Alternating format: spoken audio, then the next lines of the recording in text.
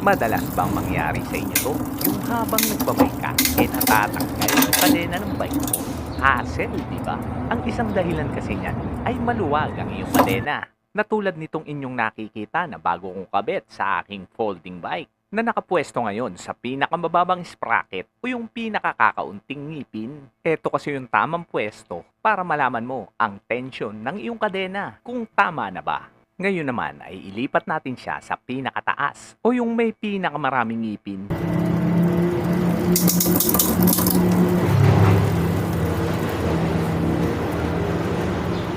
Upang malaman naman ang sagad na pwede mong putulin sa iyong kadena. Para malaman ang limit ng dami ng kadena na pwede mong putulin ay hatakin lamang ang parteng ibaba ng kadena hanggang sumagad ang rear derailleur.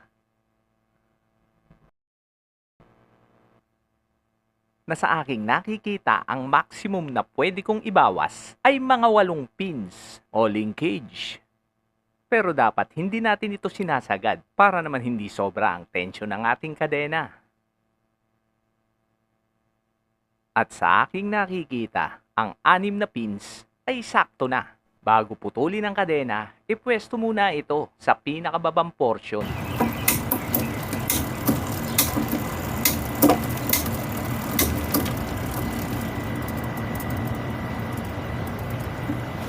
At checkin mo ulit na kapag nasa baba na ba siya, ay okay ba ang tensyon kung ito ay babawasan. Na tulad ng aking nasabi kanina, ay 6 na pins ang aking ibabawas. Na sa tingin ko ay okay naman. Hindi masyadong loose at hindi masyadong tensyon. Ang unang gagawin sa pagbabawas ng kadena na hindi mo na kailangang baklasin sa kanyang kinatatayuan ay ipwesto mo ang missing link bike chain connector sa parting ibaba. Tapos kumuha ka ng tali na kakasya sa butas ng kadena na yung matibay-tibay naman para hindi maputol.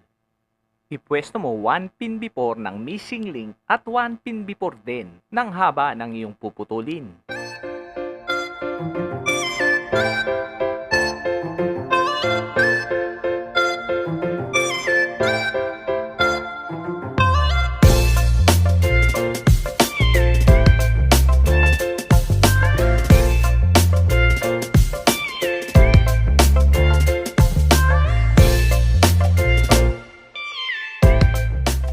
Sa paghihiwalay naman ng kadena, gumamit ka lang ng missing link remover plier.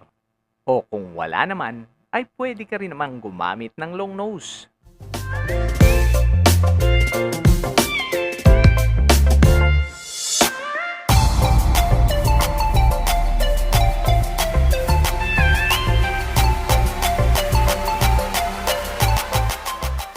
Kapag magkahiwalay na, sa pagpuputol naman, ay gamitan mo naman ng chain breaker o chain cutter. Tulad nitong aking nabili, merong pangkadena ng motor at meron ding pangkadena ng bisikleta. Sa pagpuputol nga pala ng kadena, hindi basta-basta pinuputol yan kung saan-saan. Dapat by twos. Kaya nga sabi ko kanina, ang sagad niya ay 8 at ang puputulin ko ay 6. Sa pagpuputol ng chain, shoot mo lang yung pin. May guide naman yan. At ikutin mo lang pahigpit na mararamdaman mo naman kung sagad na ang kanyang tulak para matanggal yung pin. Mamaya bago magtapos ang video ay ituturo ko sa inyo kung saan ba pwede magputol at yung alternative ng pagpuputol kung wala ka naman chain breaker o chain cutter.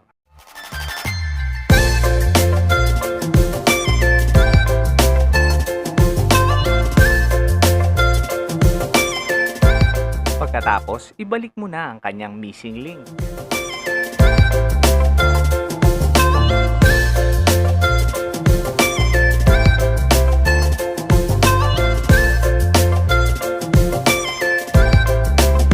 Para mailak naman ang missing link, tandaan nyo na dapat ang pin ay sagad hanggang dulo.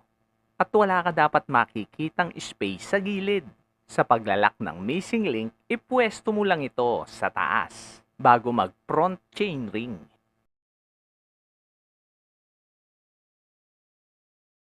Pindutin ng madiin ang iyong preno sa likod. Ipwesto ang pedal kung saan komportable at bigla mong salyahin patulak. Na kapag chinek mo ang missing link, ang kanyang pin ay sagad na hanggang dulo at wala ka na makitang space.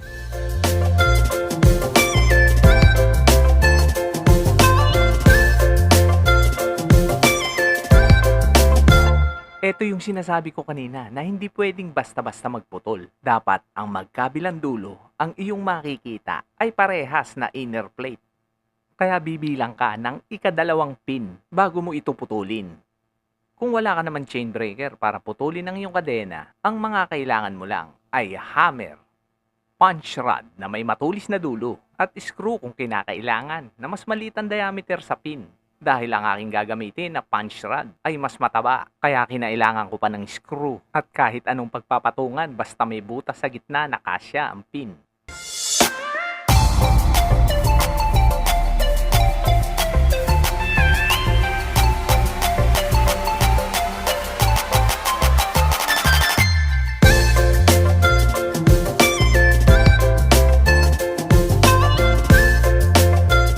Siya nga pala, baka pwede namang humingi dyan ng isang like, share and subscribe para naman lumago-lago ang aking channel.